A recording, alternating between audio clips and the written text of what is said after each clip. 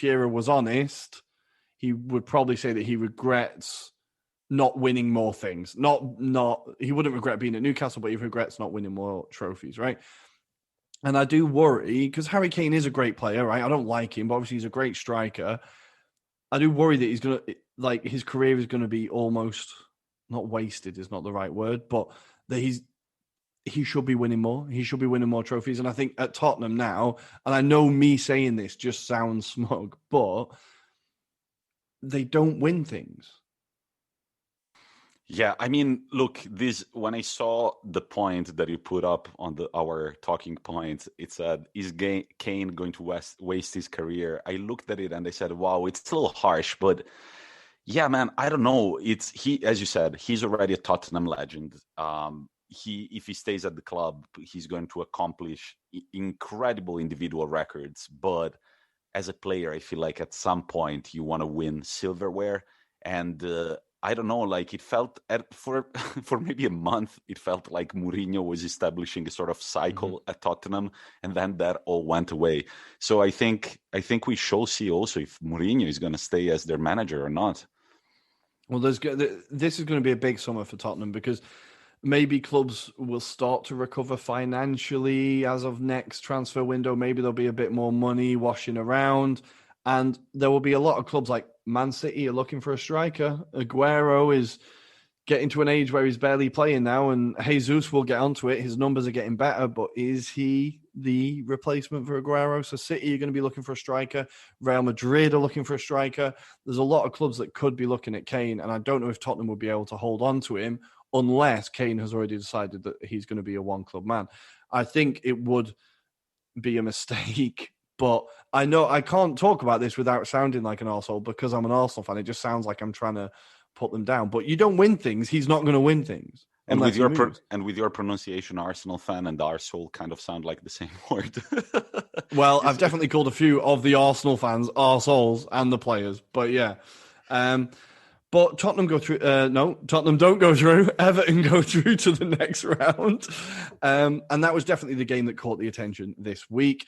Beyond that, there was Man United getting another win against West Ham. Manchester United with Scott McTominay, or McSauce, as they're calling him, apparently. I kind of like it, McSauce. McSauce, cool. Yeah, it's all right in it, but he's now scored 3 in his last 3. He's coming up with crucial goals. I've talked about him before. Like, I think if I was a United fan, he is exactly the type of player I would absolutely adore. Through the youth system, kind of dies for the shirt. He's really good at like coming in late into the box and like just arriving for that ball, slotted it into the bottom corner. West Ham had a bit of a crazy night. They had to take the one player went off with concussion. They had to take 2 subs that they brought on. They had to take them off. It was a bit of a weird night. Nothing really happened until the McTominay goal, as far as I'm aware.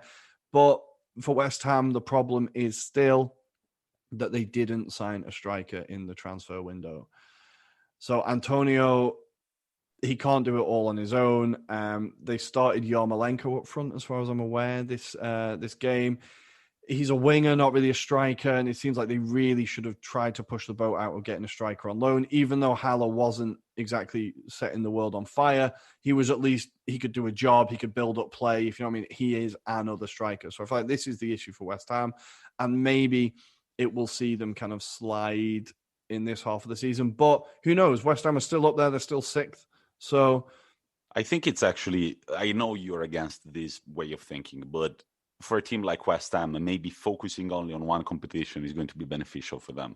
So they're doing really well in the Prem. I think that they if they focus on it solely, they prepare every game perfectly, they could have a top 6 finish at the end of the year. Well, I was talking to Tom, our resident West Ham fan.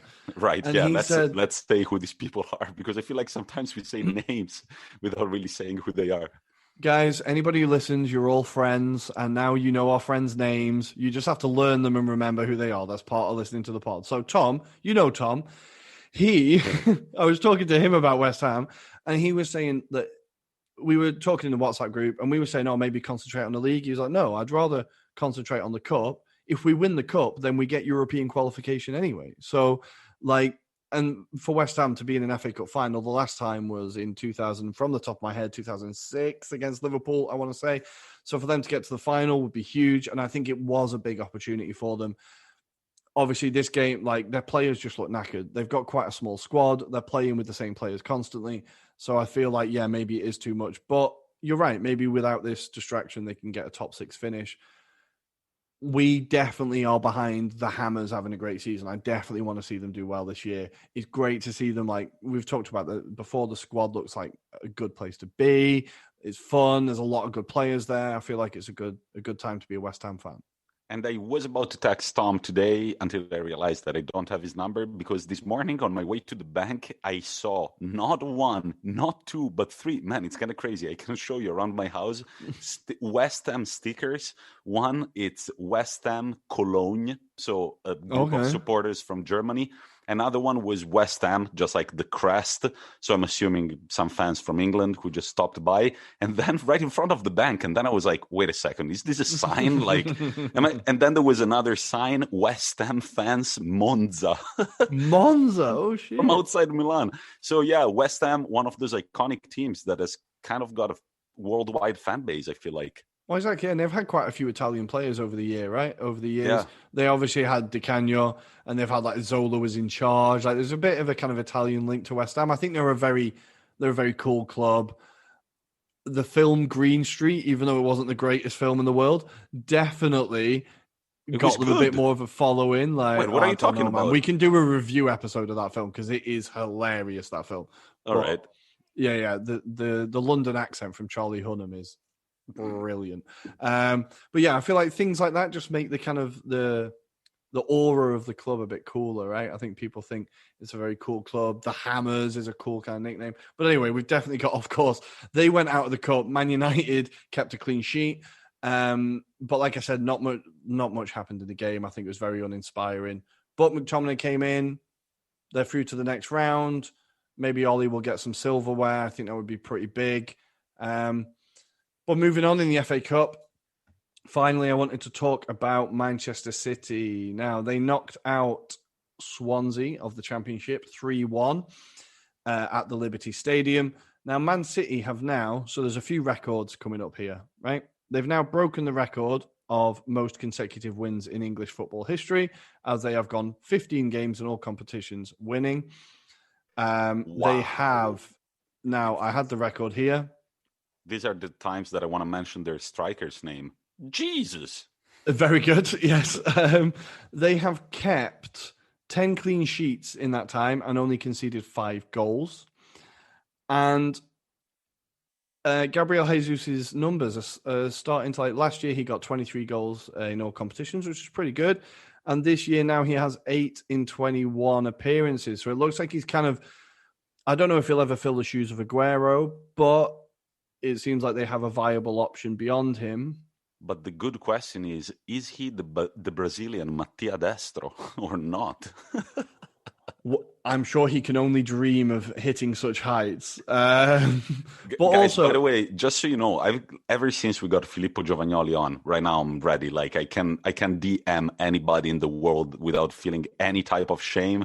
Mattia Destro is going to be one of them. I have to study a strategy because with Mattia, you can't go on LinkedIn. I don't even think he's got LinkedIn, but I'm going to study a strategy to bring him on and have a conversation with him. Let's do it. Honestly, I have been sending emails to people who have no right to read my emails. Like, you know, it's like, it would be incredible if they read them. But more records for Manchester City. Pep got his 200th win at Manchester City in 268 games.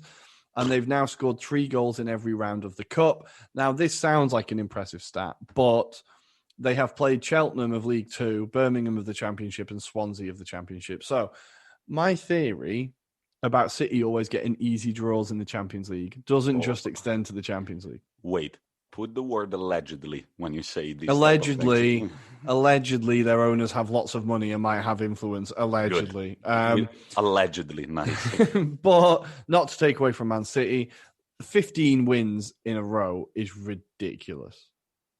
I mean, it is ridiculous, but that's what Man City are kind of supposed to do with that money, with that squad, well, with that manager.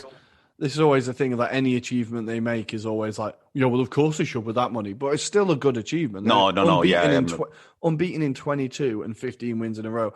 Like, it's not the players' fault that the board spent 200 million, if you know what I mean. No, I know, but it just makes more sense to read a stat like this than to see what Manchester City were doing at the beginning of the season. That's just despicable. Oh, there is a way in between, but it makes more sense to read these stats to me than the ones that we were reading in like October or November. But yeah, and we had a question from Chris. Chris, I was joking when I reposted that story on Instagram. Chris is a Liverpool fan, and he asked us whether we think, actually, I'm going to ask you, Rory, do you think that Man City can pull off the quad? Now, there was talk of this not last season, but the season before, I believe. People were talking about the quadruple. I think what will happen is they will go out of the Champions League like Manchester City always do. I feel like they could do the domestic treble quite... No, not the domestic treble. Wait, are they still in the League Cup? Yeah, they're in the League Cup final, aren't they? Yeah. So I think they could do the domestic treble quite easily, but I still don't think they've got it in the Champions League. I think they're going to end up going out to some, like last year it was Lyon, and the year before it was Tottenham, and like they always seem to go out to a team that they shouldn't really go out to. Sly little dig there. And I think maybe I just can't trust City in the Champions League yet. Pep always overthinks it. He always overthinks it. Yeah. We shall see. I don't know. I think it's about time for Man City to step it up in the Champions League. But then, last result that we have in the FA Cup, the mighty Foxes, winners again, 1-0 against Brighton. What did you make of this game, English football expert? That's the commentary. This was another game where, like, and this is the problem when you've got games coming thick and fast. Some of the games are just not going to be great quality because the players are just knackered. Like, honestly, I was talking to the girlfriend and she was like, I'm tired, not just mentally of watching football, like sick of it, but like, this is a lot of football to watch. I can't imagine how it is to play it. Like, there's so much football. So, of course, some of the games are going to be low quality and just a bit lethargic. And this was definitely one of them. But Leicester got a last-minute winner through Kelechi Iheanacho, who is... I always think of him kind of like a Divock Origi type, where he doesn't start every game, but when he comes on, he scores, or when he plays, he scores, and he tends to score quite important goals. So he scored in the last minute to send Leicester through. The Brighton defenders just seemed to forget that he was there. It was really weird. It was like a corner that got sent out, and he just stood in the 6-yard box. All the defenders went one way, and I think it was under, just crossed it. It was just free header into the goal. It was a really strange goal. But yeah, Leicester are through. Another club that this could be a good run for them in the Cup. Like, if Leicester won the Cup, that would be huge for Brendan. Like, that'd be amazing. But there was two players that stood out for me. The first one was, now, you know I like Cengiz Under. I think he's exactly the type of player I like. He only turns up kind of, 5 out of 10 games, 4 out of 10 games, very mercurial. Yeah. When he fancies it, he's amazing. He's the type of player you'd expect to wear his socks low, that kind of guy. And he seemed like he's starting to get into the system at Leicester. He was getting in the right positions. He was starting to create chances. He just couldn't quite finish, but I think he had a very good performance. And the other player, I had to check it the first time I heard it. It wasn't Shaqiri, it's Zekiri. And this guy's come to Brighton, and he looked really threatening. I'd never really heard of him before. I had to search him, and he just seemed to be really effective against Leicester. And it's someone, again, that potentially Brighton have brought through. Like, they do tend to find good players, and fairly consistently. They brought him in from Lausanne this year. And yeah, he was really lively. He had a goal disallowed. Probably should have scored one, but another player at Brighton that we should maybe keep an eye out on. But Leicester are through. The Foxes march on. Nice. So that was it with England, I believe. And now we have to preview a few of this weekend's fixtures. I will start with Italy, if you're okay with that, Rory. On Saturday, go on ahead. We just talked about him, Mattia Destro, the Italian Gabriel Jesus. Okay, whatever. Mattia Destro, the Italian Mattia Destro, will take on Torino away at 3 p.m. on Saturday. And then the big weekend fixture at 6 p.m. Fingers crossed for Napoli and Rino Gattuso, because the Azzurri take on the mighty Juventus at the Stadio Diego Armando Maradona. That's the new official name. And that night, one of the teams that we've kind of covered, not in depth, I was going to say slightly in depth, but we did talk about Spezia on